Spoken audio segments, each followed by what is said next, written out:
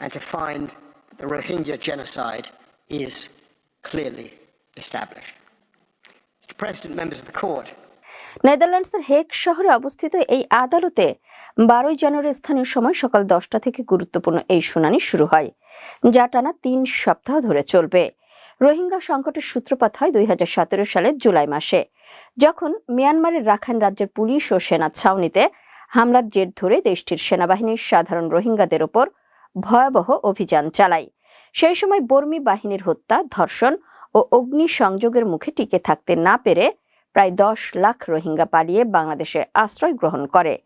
জাতিসংঘের একটি প্রাথমিক তদন্ত দল এই অভিযানকে সরাসরি গণহত্যামূলক তৎপরতা হিসেবে আখ্যায়িত করেছিল। সেই তদন্তের উপর ভিত্তি করে 2019 সালে পশ্চিম আফ্রিকার দেশ গাম্বিয়া মিয়ানমারের বিরুদ্ধে এই গণহত্যা মামলাটি দায়ের করে। মিয়ানমারে এই অভিযান চলাকালে দেশটির বেসামরিক সরকারের নেতৃত্বে